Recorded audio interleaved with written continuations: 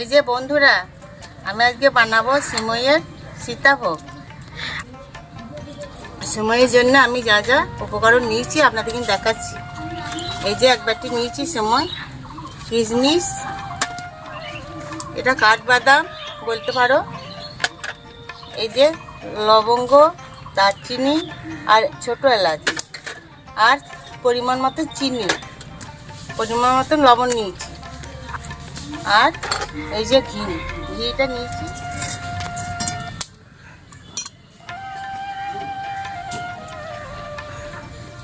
কড়াইটা আমার গরম হয়ে গেছে, আমি জল দিচ্ছি।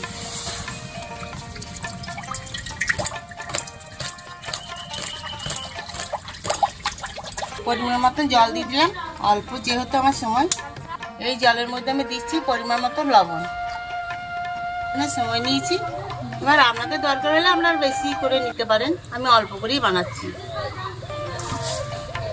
এই গরম জল আমি দিয়ে দিলাম। 5 মিনিটের মধ্যেই আমি সিদ্ধ হয়ে গেছে। এই দেখুন, আমি হাত দিয়ে দেখছি নরম হয়ে গেছে, ভাতের মতন নরম হয়ে গেছে। এবার আমি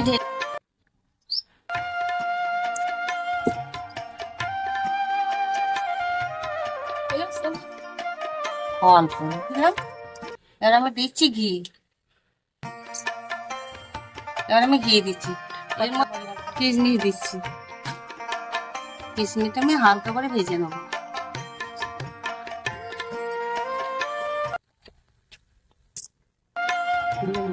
তুলে নিচ্ছি,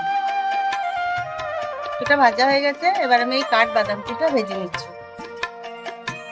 লাল লাল করে ভাজা হোক।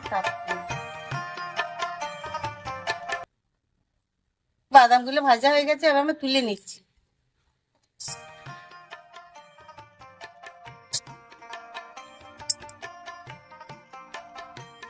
এবং ঘিয়ের মধ্যে আমি দিচ্ছি 2টো এলাচ,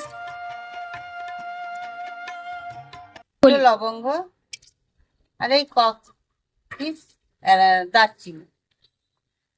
আমি এটা গরম করে রেখেছিলাম, ফুটিয়ে রেখেছি ভালো করে। এবার আমি এর মধ্যে দিয়ে দিলাম।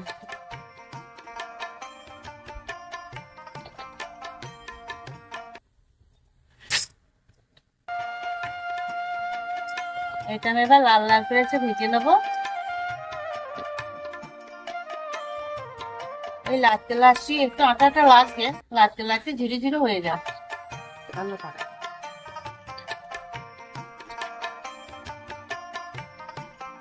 আমি দিয়ে দিচ্ছি পরিমাণ মতো চিনি। যতক্ষণ চিনিটা না গলছে ততক্ষণ আমি লাচতেই থাকবো। আপনাদের মনে হয় গলে যাচ্ছে, তো গলবে না, নামাবার সময় ঠিক ঝরঝরে হয়ে যাবে। এই নাড়তে নাড়তে আমার চিনিটা গলে গেছে। এবার আমি দিচ্ছি কিশমিশ আর বাদাম। আমার মিহিদানা হয়ে গেছে, এরকম লাগছে। কড়াইয়ে ঠান্ডা হয়ে গেলে কিন্তু ঝরঝরে হয়ে যাবে। আমি এবার নামিয়ে নিচ্ছি, দেখবেন ঝরঝরে হয়ে যাবে, তখন আপনারা দেখবেন।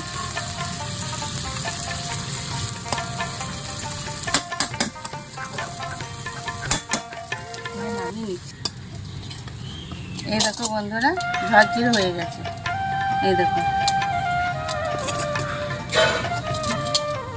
এটা খুব সহজ পদ্ধতি, আপনারা পারলে করে খাবেন, খেয়ে দেখবেন। যদি আমার ভিডিও যদি আপনাদের ভালো লেগে থাকে, একটা কমেন্ট শেয়ার করে দিন, একটা কমেন্ট করে জানিয়ে একটা কমেন্ট করে জানিয়ে